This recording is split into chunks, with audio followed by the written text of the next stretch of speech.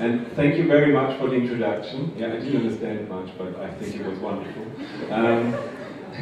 It was positive. Okay, perfect.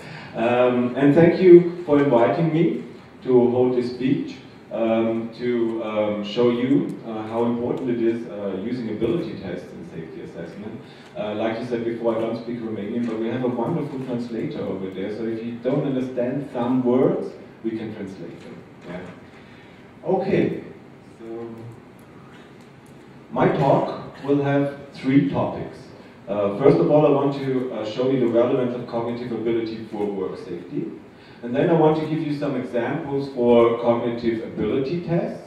And last but not least, I want to give you some best practice assessment to show you how our clients integrate ability tests in their assessment, in their HR processes. So maybe we start with some figures, just a little bit American. According to the International Labour Organization, every 15 seconds a worker dies from a work-related accident or disease, and every 15 seconds 160 workers have work-related accidents. So you see how important this topic is. This leads to more than 337 million work accidents and more than 2.3 million deaths per year. And research shows that accidents are very likely and most done by the human factor or human errors. So what is this human factor we're talking about? The human factor has three layers. So one is the organization, that is rules in the organization, communication, leadership. The other one is the job, so what is the workload, what kind of design has the displays, and what kind of controls. And the most important factor you will see straight away is the individual. That is knowledge of the individual, the ability of the individual, and like we heard just now, the personality of the individual. So we had to look at the Romanian data we got from the EU. It's quite interesting, I find. It's from 2008, yeah? And in 2008, we can see you had 4,592 work accidents. And it also shows in which percentage, at least partly, the individual caused the work accident. And that is 90%. That means 4,131 work accidents were at least partly caused by the individual. So you see, it is very, very important to integrate the individual in your safety strategy. If we compare that within the EU, you will see that Romania is one of the 5 highest countries with fatal work accidents. And what we also found very interesting, because we also do traffic psychology, is that Romania is has the 3 highest in the EU concerning fatal road traffic accidents. Yeah?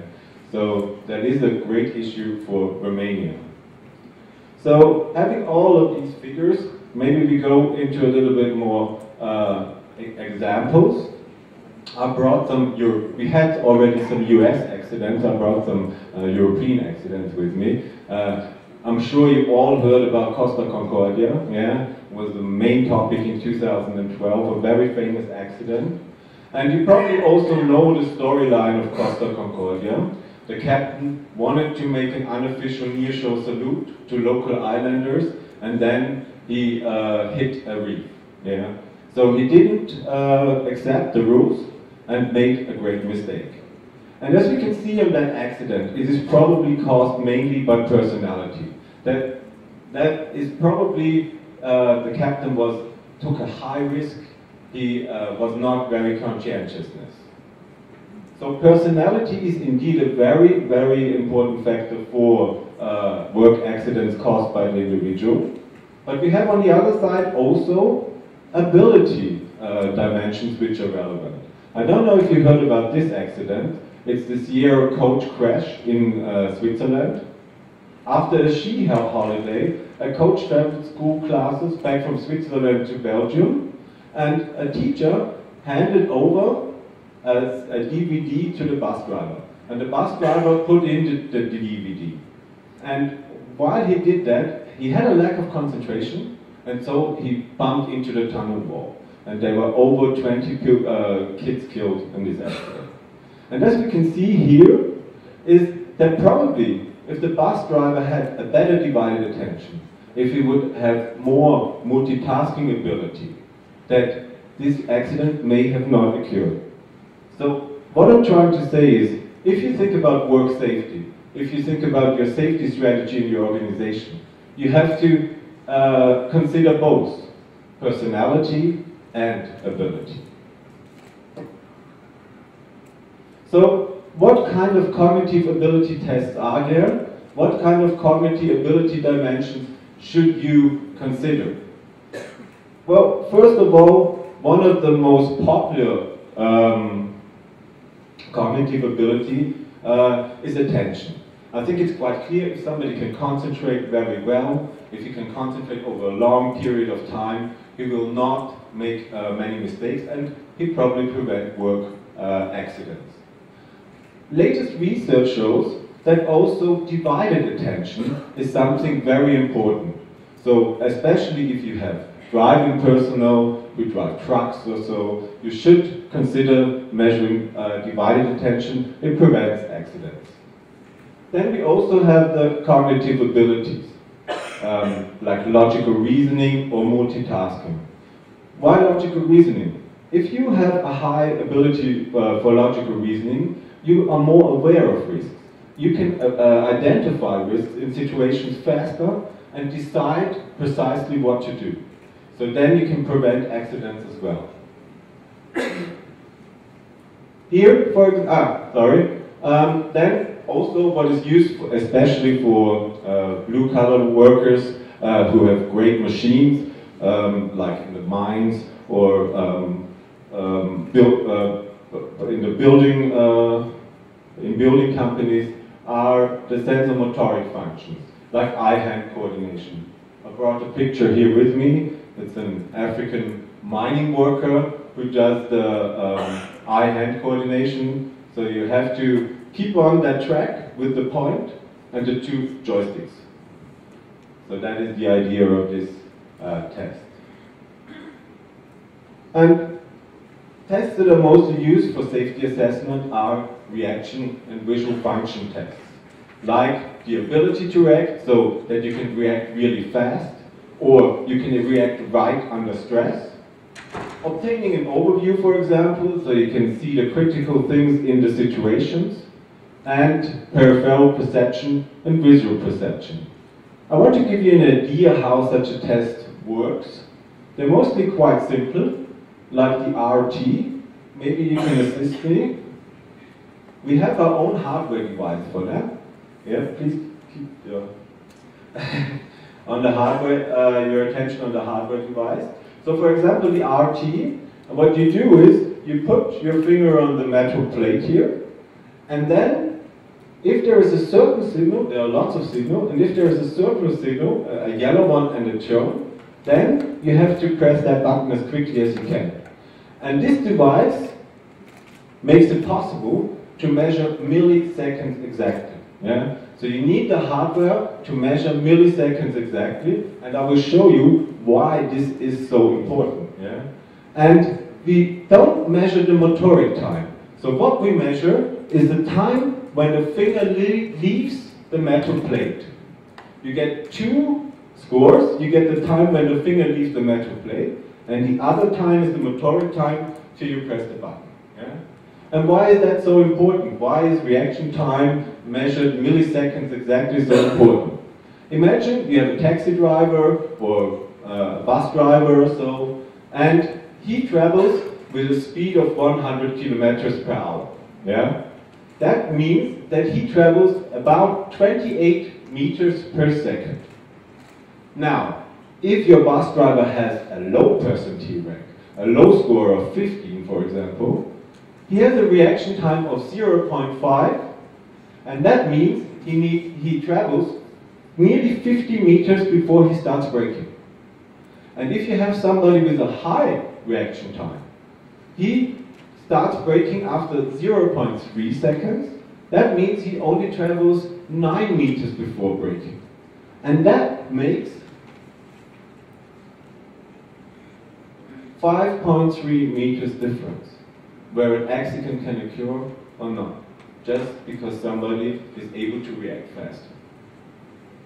So I think this is a good example, and a very logical example, why it is so important to also consider the ability, not only the personality. So maybe I'll give you 2 examples what you can do, how you can integrate the ability tests in your HR processes. The first thing, very obvious, you select your personal visibility tests. But you also have the possibility to integrate personal in your the ability test in your personal development program. So first of all, personal selection, it's clear. You take those people, those applicants with the best scores in the ability test. I'll just give you one example which always surprises me, because we are an Austrian company, but in South Africa, every mine worker has to do our test. And he has to have a minimum score to be able to become a mine worker. It is determined by law. So we get a lot of data from South Africa. We get data from the tests, and we get data from the accidents. And what we can do and see is that we really, people with better scores in ability tests make less accidents, and people with lower scores in ability tests make more accidents. And we have here hundreds of mine workers where this works. The other thing you can do, you can also test your staff. And if you test your staff, you probably don't want to fire them. Yeah? We also have a cognitive training. So if somebody has abilities which are not very good developed, we also have trainings programs where you can train the abilities. For example, an Australian rail company, if the train drivers drive through a red light or have some other critical incidents, they get tested. They get tested first, and the train company looks if there is any impairment, if they have a lack of concentration, if they have a lack of reaction time, and if that is so, they get a training program.